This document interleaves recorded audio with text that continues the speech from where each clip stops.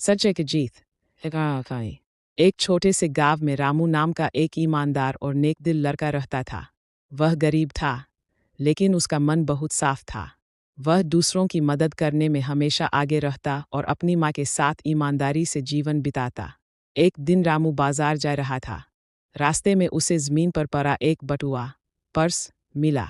उसने उसे उठाया और देखा कि उसमें बहुत सारे रुपए थे, शायद हजारों की गड्डी। राहु कुछ देर के लिए सोच में पड़ गया। वह चाहता तो इन पैसों से अपने लिए नए कपड़े खरीद सकता था, के लिए दवा ला सकता था और अच्छा खाना खा सकता था। लेकिन तभी उसकी अंतरात्मा ने कहा, ये पैसे तुम्हारे नहीं हैं। क्या होगा अगर जिसने ये बटुआ खोया है वह बहुत परेशान हो। रामू ने बटुए को ध्यान से देखा। उसके अंदर एक पुराना सा फोटो था, एक बूढ़े आदमी की तस्वीर, और एक कागज पर उनका नाम और पता लिखा था। रामू तुरंत उस पते पर गया। वहाँ एक बूढ़ा आदमी दरवाजे पर बैठा था, बहुत परेशान लग रहा था। रामू ने पास जाकर पूछा, बाबा, क्या आपने अपना बटुआ खोया है? आदमी की आंखों में आशा चमकी। उन्होंने कहा, हाय बेटा, उसमें मेरी पेंशन के पैसे थे। मैं बहुत परेशान हो गया था। रामू ने बटुआ उनकी ओर बढ़ा दिया। बूढ़े की आंखों में आंसू आ गए। उन्होंने कहा, बेटा, आजकल दुनिया में ऐसे लोग बहुत कम होते हैं। भगवान तुम्हारा भला करे।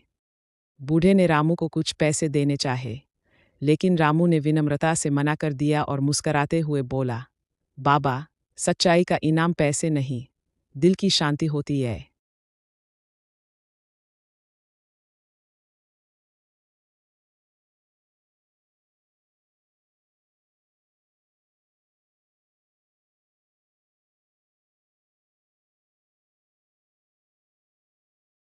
कहानी का नाम, तीन बहुएं और गर्मी की रसोई। गांव में एक सास रहती थी, जिसकी तीन बहुएं थीं, रेखा, पिंकी और सीमा।